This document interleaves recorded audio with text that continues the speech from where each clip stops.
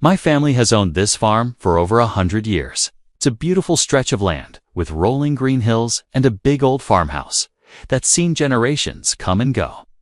A few years back, to help with the upkeep costs, my grandfather sold off a parcel of the land to a developer. They built a fancy new housing community right next door, complete with its own homeowners association. My grandfather, being a shrewd man, made a deal. He sold the land, but he kept legal ownership of a small, specific strip that ran along the edge of the new development, right where their main entrance sign was. The HOA could use it, but it was still technically our property. It was a detail everyone, including the HOA, seemed to forget over time. I inherited the farm after my grandfather passed. I love this place. Every tree, every stone. But lately, the HOA next door had become a real thorn in my side. And the head of that HOA, a woman we'll call Linda, seemed to make it her personal mission to make my life difficult. It started small. Complaints about the rooster crowing too early. Notes about the smell of cow manure, which is, part of living next to a farm. I tried to be a good neighbor. I really did. I explained that this was a working farm and these things were part of the package. Linda wasn't interested in reason. The complaints escalated. She'd send official-looking letters from the HOA threatening fines. Fines for what? For running my own farm on my own land. She complained about the color of my barn, saying it didn't fit the aesthetic of their neighborhood. She even had the audacity to complain about the unsightly scarecrow in my cornfield. It was ridiculous. I have to admit, I started to enjoy her little tantrums. It was like watching a cartoon villain who just couldn't win. I'd just smile, wave, and go about my day.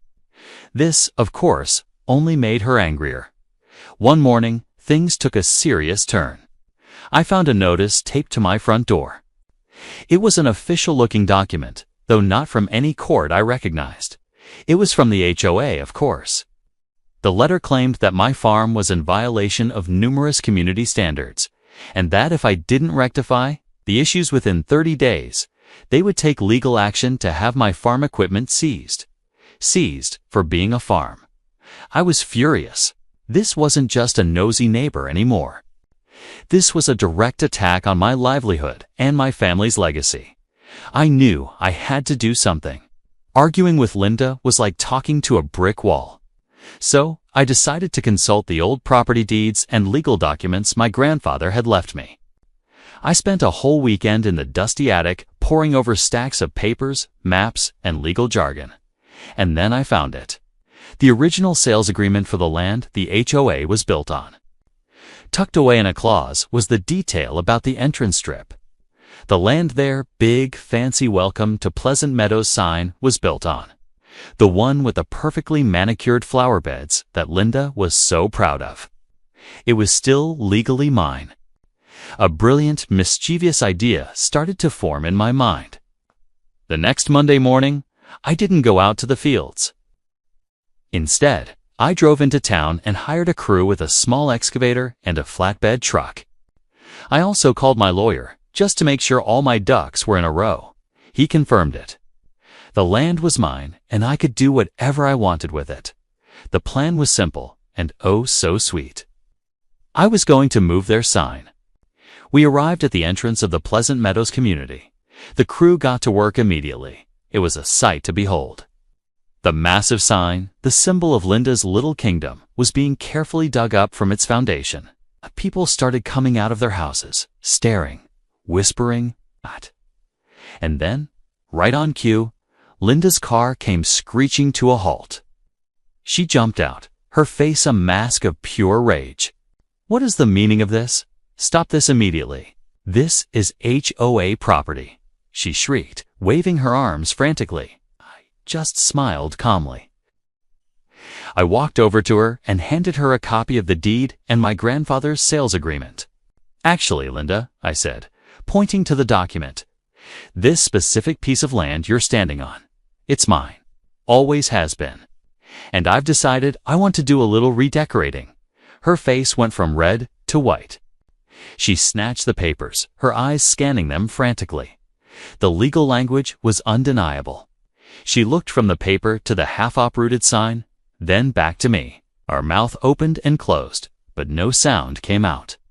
It was like her entire world was crumbling. And then it happened. Her eyes rolled back into her head, and she just collapsed. Right there on the manicured lawn. A couple of neighbors rushed over to help her. Someone called an ambulance. Honestly, I felt a little bad for a second, but then I remembered the months of harassment and the threats. My crew, true professionals, paused for a moment and then got right back to work.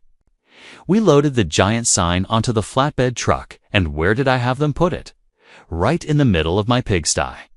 The Welcome to Pleasant Meadows sign, now covered in mud and surrounded by happy, snorting pigs. It was a masterpiece of petty revenge. The aftermath was glorious.